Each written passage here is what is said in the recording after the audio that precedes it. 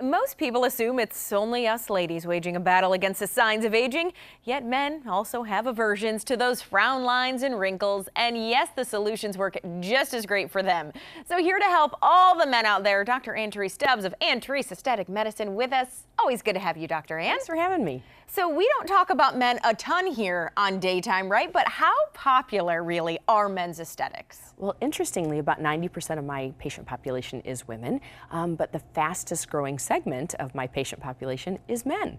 They're starting to see maybe their wives or girlfriends look good, and they know that they're in front of maybe clients in a business setting or in sales, and they want those little crow's feet or some of those lines in the forehead gone. And I was going to say that. What are their main concerns? The crow's feet, a big one, right? Yes, and we have seen Botox and Allergan's company that produces Botox and Galderma that produces Dysport have done studies, and they have basically come out with some statistics that show that men really don't like their crow's feet. Yeah. So basically, number one non-surgical male procedure is Botox or Dysport in the crow's feet area. And you can see with this gentleman here, just kind of his eyes look a little more open, a little more rested. As we age, the eyebrows tend to come down and we get some hooding over the eyes. And you know, women are always concerned about their eyebrows and waxing them and all. And we maybe think that men aren't concerned about that, but when the eyebrow comes down, it is an aging factor. It does make them feel as though they have a little hooding or a little bit of aging. In this picture here, you're kind of seeing that the frown lines are gone. Those lines between the brows that kind of are there when we squint or when we concentrate, they're never happy emotions if you think about that. Right, exactly. That's always what's causing the damage. Exactly. So after squinting or frowning or maybe, you know, squinting at a computer for years, those lines, that muscle moves over and over again and those lines begin to form. So men find that it gives them a much more relaxed look. And like I mentioned before, people who are in front of other folks, maybe giving presentations or in the sales field, really do like the look. It's a very natural look. They don't look done. They can still, we still leave them with a lot of emotion in their forehead, so they can emote, but maybe the lines that make them look older or the eyebrows coming down, we can eliminate that. And we have some video of you performing these in your office, and I think this is kind of that thing where it's a really good place for men to start who may be a little leery, because this procedure isn't highly involved, right? Right, and this is, you are in and out in about 10 to 15 minutes with really not a mark on you, so you could go right back to the work world.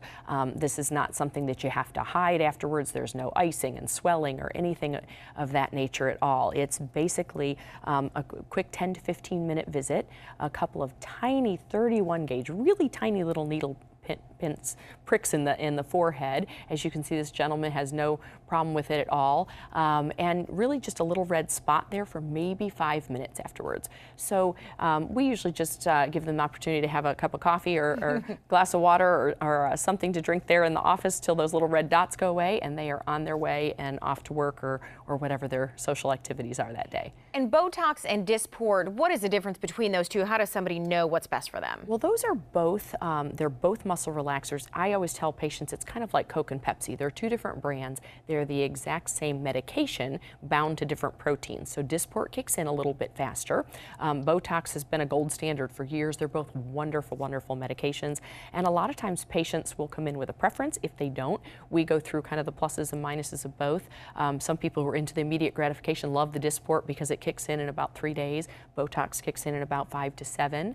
And then we just kind of help the patient decide maybe what's best for them based on allergies and what they've had before. Okay, and you always offer free consultations. What is the offer beyond that for the men today? Well, usually the prices are somewhere around $12 a unit for Botox in this town, about $4 to $4.50 for Dysport, and we're doing $10 a unit for Botox and $3 a unit for Dysport. So that's a significant discount from normal pricing, and we don't want to leave the ladies out. So we always offer, if they're coming in with the men too, we'll offer the same thing to the ladies. But we really want to say, bring your husband in, right? Exactly. Yeah. Well, we try to, you know, sometimes they need their hand held a little bit, but usually they love the result once they've done it. Okay, sounds great. Dr. Ann, as always, thanks for being here. Thanks for having me.